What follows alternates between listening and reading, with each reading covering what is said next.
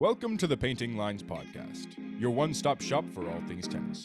Join Erik and Aidan in their discussion for updates on news and pop culture, and from hot takes to betting, they've got you covered. Ready? Play.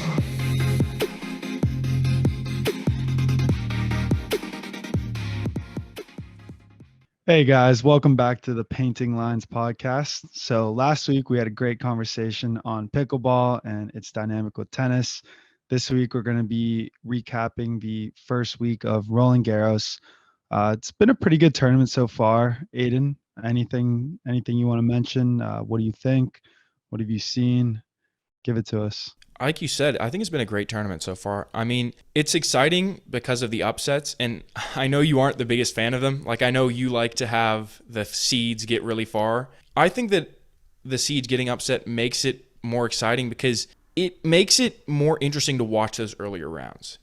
If you have a situation where the seeds are making it through every tournament and they're always the last 8, they're always the last 4, it's always the same people, it makes those early rounds, they feel useless to watch because you know the outcome before it happens. But if upsets are happening at these big tournaments, it makes it more intense to watch those early round matches. And so that's why I think it's been a good tournament, is because you want to watch all the matches because you never know what's going to happen. But obviously, there is the downside of the early upsets. You don't get to see those meeting of the titans in the later rounds. And that's a bummer because I think those are when the top level players end up playing their best tennis. Mm-hmm. No, you're right. I don't love seeing the upsets, but it has been a great tournament so far. I think the crowd has been great too. It's very energetic. You know, they're not afraid to boo. They're not afraid to get pretty antsy. I also noticed that a lot of the French players that were playing, they would specifically boo against. And it even happened to Taylor Fritz later on in the tournament too. So once he beat the French player and then moved on to his next round, and he wasn't even playing a French player, they were still booing him even when he walked out onto the court, which I thought was pretty funny. But I love clay court tennis, and I love what I've been seeing so far. Yeah, and about that Fritz match, I mean, it was really interesting to see because he really played into it. He was doing the big hush celebration to the crowd. Clearly him kind of sinking into that villain sort of mindset because they obviously were so actively against him. I know. And we've seen a lot of sportsmanship too. No big blowouts, no controversies or really, stuff that we've seen in previous tournaments. Yeah, well, I think that's because Rune has had less matches so far. Yeah, we'll see. We'll see.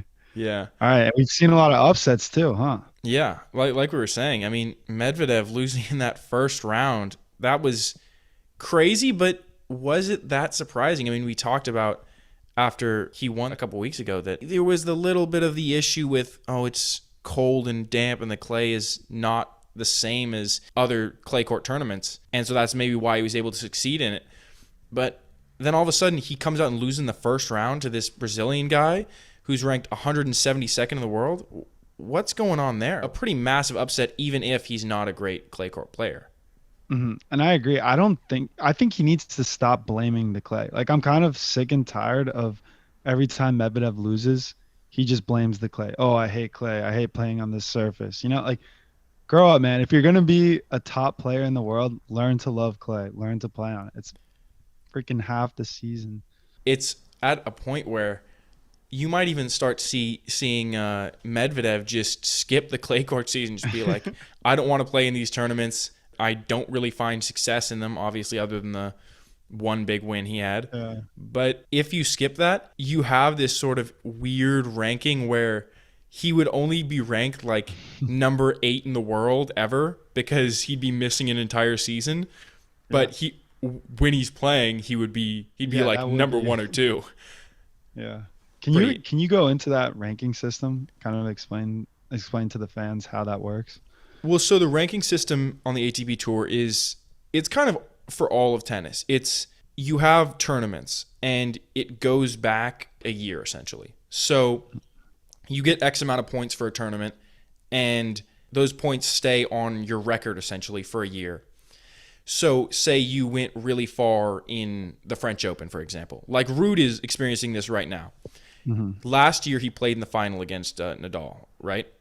Right. So now those X amount of points he got, like 1,000 points or whatever it was, they age out after this tournament. So however far he gets, if it isn't the final, he still goes down in points because those points from last year are aging out. And so it's a really interesting system because someone like Struff, he made it so far in one tournament, right? And those points are going to stay with him for the entire year until next year. And that amount can hold him relatively high in the rankings.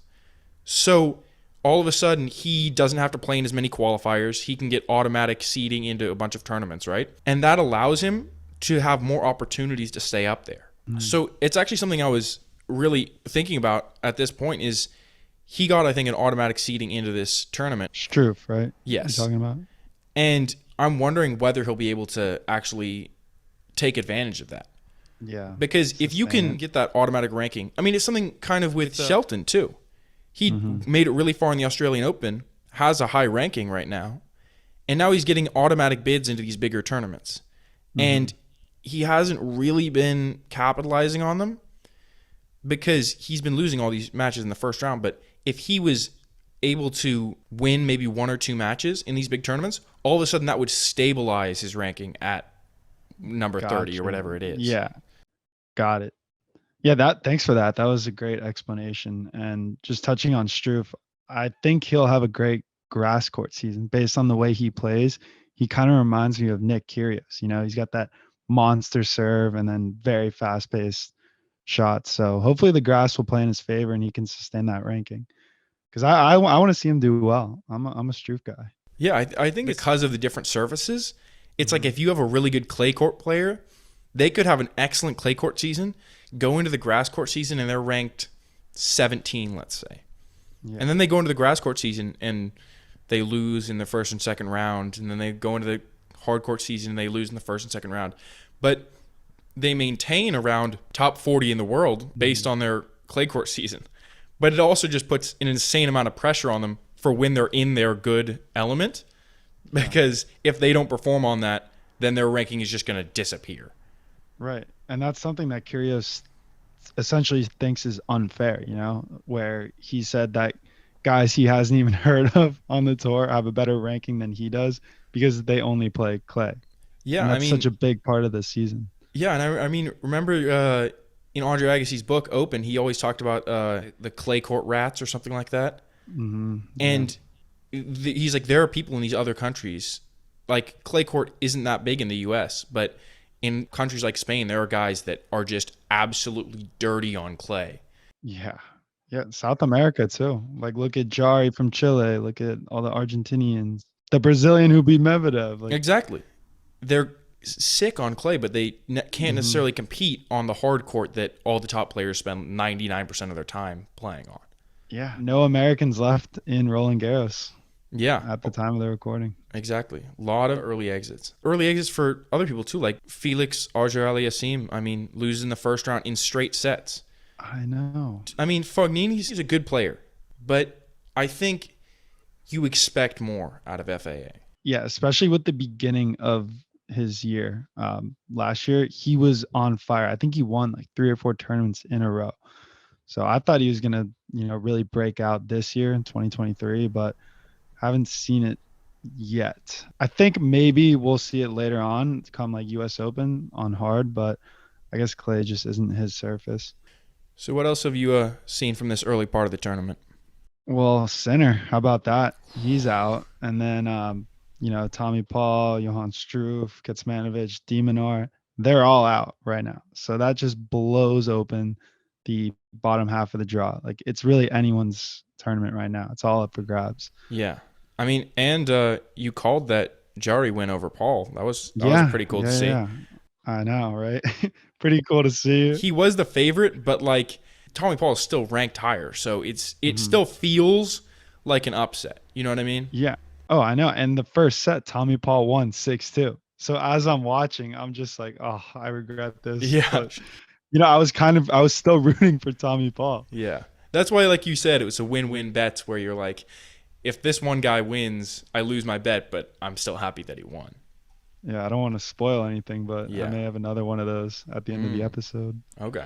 Another win-win. So what do you think? Rune, Ruud, and Zverev all have a pretty decent shot to make it to the semifinal or final, because I think they have a very sort of lucky draw, especially someone like Zverev. Who has he beaten so far in this tournament? I feel like I'm missing someone. I mean, he beat Tiafoe, which is a pretty significant win right there. That's true. That's true. But other than that, yeah, he's had a pretty easy draw thus far.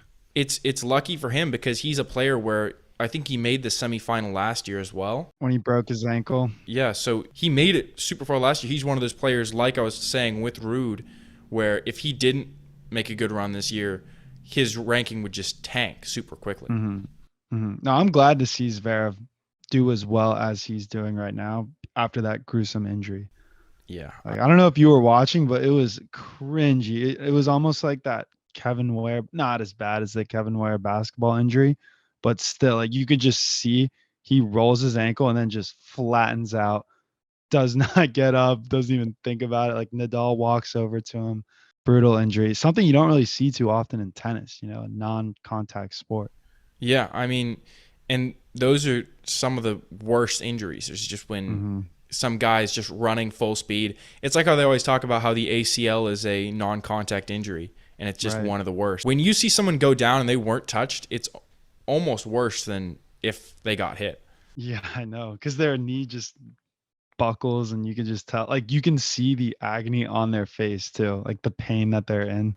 Exactly. But yeah, the surfaces too. So clay, there's got to be a lot more slippages and injuries on clay than you would see versus a hard court. Maybe grass, you get a lot of injuries slipping too. Hard court, even though it's hypothetically the worst surface to be on if you're going to fall, because clay and grass are a little bit more forgiving, they also have less grip. People are just slipping all over the place on clay and grass, and that leads to way more injuries than you see on a hard court. Yeah, I know. So speaking of people that fall and slip all the time on grass courts, Djokovic has been playing pretty well this tournament. I mean, yeah, he's had no real difficulty. He's yet to lose a set, but also there's an element of, like, it hasn't been complete domination, because 4 out of the 12 sets he's played have gone to tie breaks. He's almost lost those sets. Obviously, it's cool to see that he hasn't lost a set yet, but they've been relatively close in a lot of the matches. Yeah, it's interesting to see tennis is one of those sports where they display the score right there after, and you can tell, like, how close a game is, because I feel like in most other sports, you're kind of just like, oh, the other team won, or this guy won. It's very, like, black and white, which it is in tennis too. Like, there is an obvious winner and loser, but you can tell by looking at the score of each set, like, how the match went without even watching it, which I think is pretty neat. Yeah. Because it's, like, segmented into different sets, whereas you can look at a basketball game and see 100 to 102. Oh, wow, that's a close game, high scoring game, good game, but you don't know how it went because you didn't see 7-6, 6-4, 4-6, 5. Like, the different scorings in the tennis. It's also a thing where in basketball, for example, maybe they were up 110 to 85, and then they put in all their bench players, and all of a sudden they come back and it's 120 to 115, and you're like, oh, it was a pretty close game. And if you had actually watched it, you would have known that it wasn't really a close game. One team was blowing out and the other team kind of came back in garbage time. There isn't really that situation in tennis because you can see exactly what happened throughout the match. Yeah, definitely. But speaking of domination, another one, Alcaraz, he's just been cruising through this tournament too. Yeah, only lost one set, I think. Yeah, and his sets are very disproportionate too. He's winning 6-1, 6-2. Yeah, that's going to be an exciting matchup, it looks like, if they both make the semis. So I wonder if this will disadvantage them because they're not getting as much conditioning in. Like, yes, they're saving their legs, but also you're losing fitness by not playing as much. I think that doesn't really happen at, like, major tournaments like this, because if you think about it, like, they're playing every other day and they're still going out there and they're playing for at least 2 hours, even if it is a 3-set match. True. So they're going out and they're getting 2 hours of match play, which is like hard tennis. And then they're getting a rest day and they're going out and playing 2 hours of hard tennis. So it's I think playing longer at a big tournament like this can only be a detriment. Because after 4 rounds, you've had 8 hours of match play as a minimum. Mm-hmm. And so going longer than that, it's just going to start building up on your body. Yeah, that's true. And especially for Djokovic, who's older and more prone to injury, he wants to play the least amount of sets as possible and have his court time reduced as much as possible. Exactly. Like if he had 3 tough 5-set matches already, I would be very down on him making it to the final and winning. Mm-hmm. But the fact that he has not lost a set yet kind of gives me almost hope that he's going to be able to continue to succeed, because in these last couple rounds, I think it becomes more of a mental game and it's less about actually how fit you are. It turns into mental. Exactly.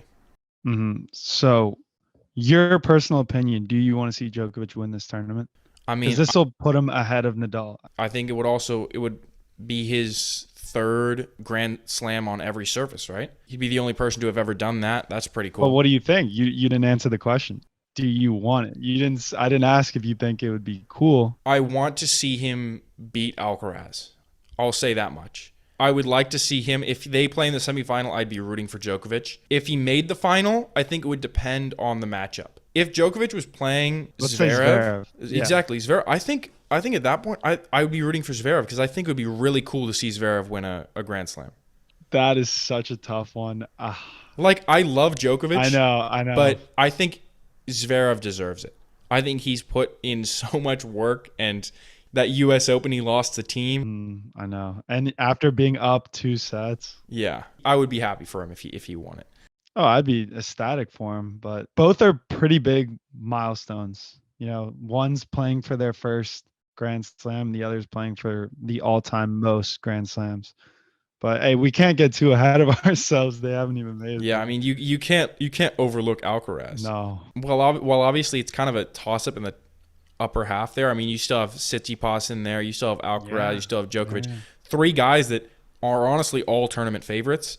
I think there's one matchup that's going to determine the bottom half, and that's probably Rune versus Ruud. Yeah.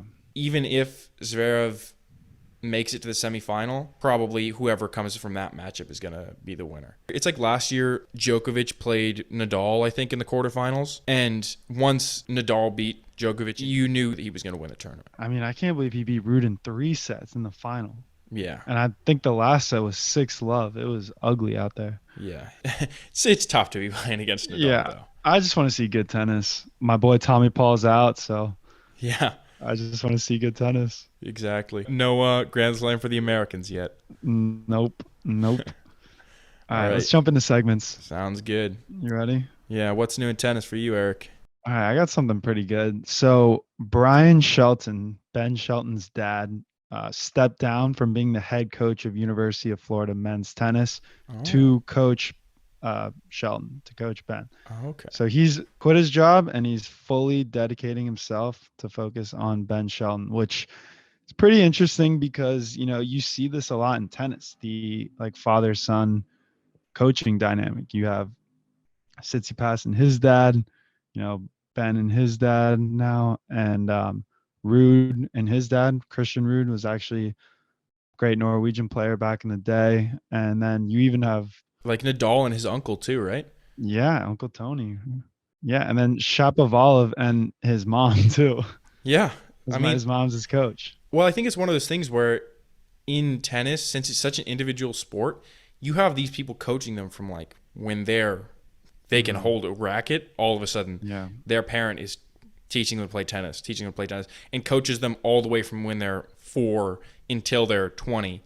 And at that point, the parent is in all likelihood probably can't really impact them that much.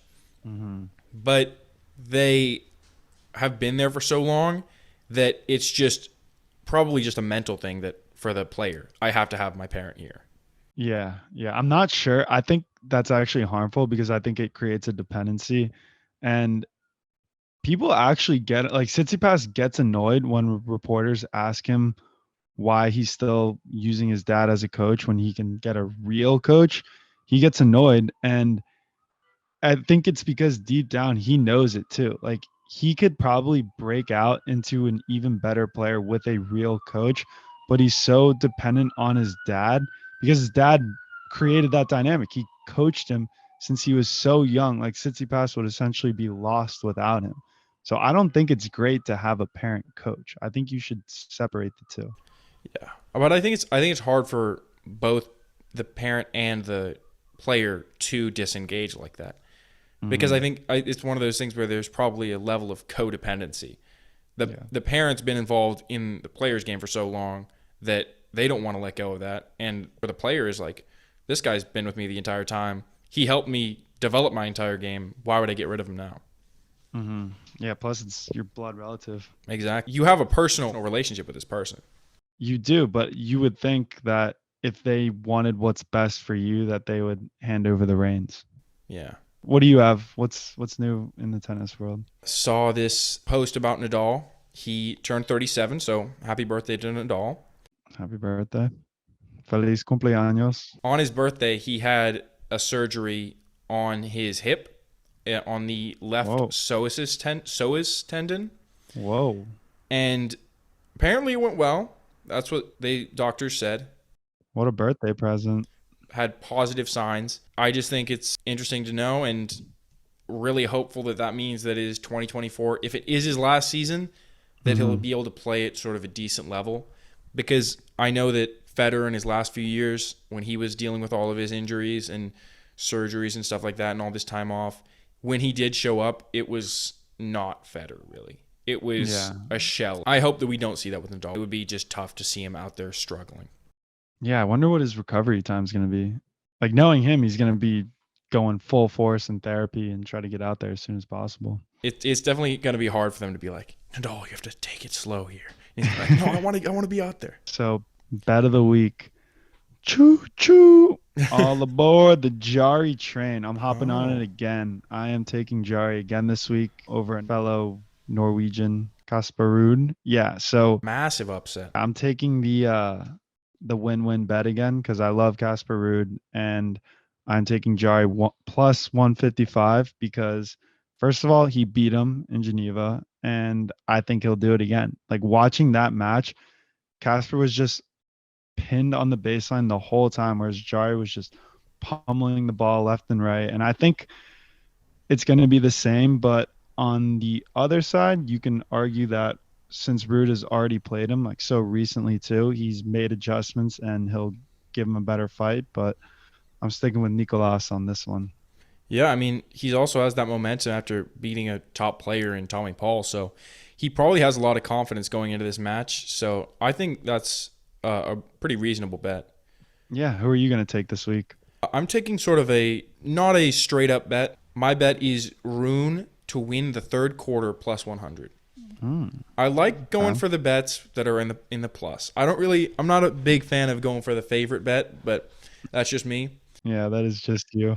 I think that even if Ruud beats Jari, it's going to be a tough match. No matter which one of them makes it through, I think that tires them out, and then Rune kind of just slams the door on them, and he gets that spot in the semis.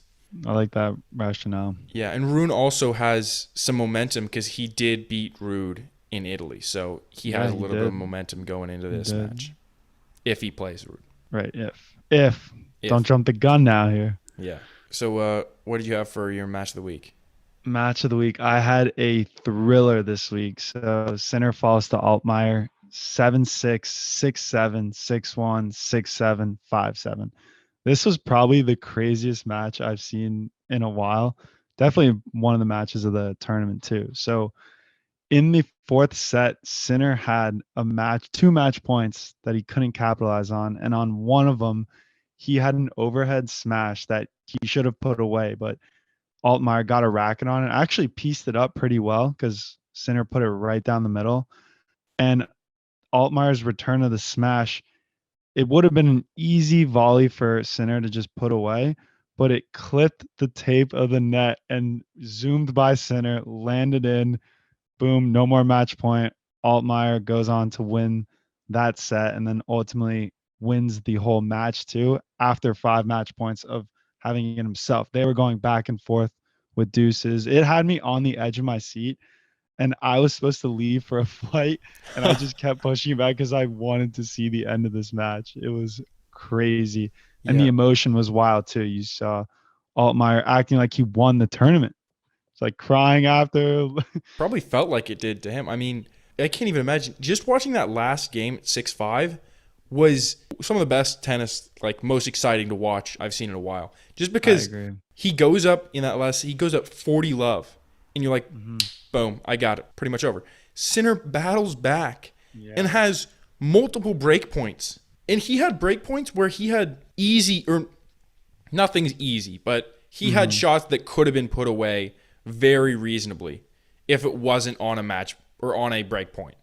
Yeah. And can't put him away. And then Altmaier manages to just wear him down and eventually wins it in that game. And it's, I know. I was pretty upset. I really wanted Sinner to win. yeah, I would have liked to see Sinner make a deeper run, but All right. Who did you have for your match of the week? my match of the week, honestly, is pretty much just because I'm happy to see this guy win. Monfils grinds out the win over Baez. 3-6, 6-3, 7-5, 1-6, 7-5. Wow. Pretty gutsy performance from Monfils, especially considering how old he is at this point.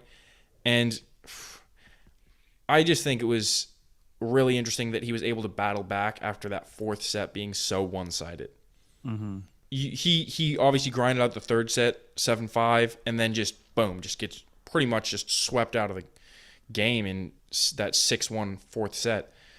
And then he was down in the fifth, too. Yeah, exactly. And it's just tough to see how a player that was so athletically dominant when he was younger is just struggling this much on the court now. But it was really cool because it's Monfils' first win since becoming a father. So that's a pretty cool thing. I was just pretty happy to see him get a win at his home Grand Slam. Yeah, no, it was great to see, too, especially at home. But I was a little upset that he withdrew. You know, he kind of pulled a Nadal there. I don't like that move. Yeah. It is a situation where the winner of that match gets an extra like 100 grand. That's true. That's true. So he's not just gonna be like, oh yeah, Baez, you can go to the next round. Yeah. In my opinion, Baez should be able to go to the next round for no money. If you could do that, Monfils wins, he advances, he pulls out of that next match. Baez doesn't get the money for advancing to the second round, but if he wins, he gets the money for advancing to the third round.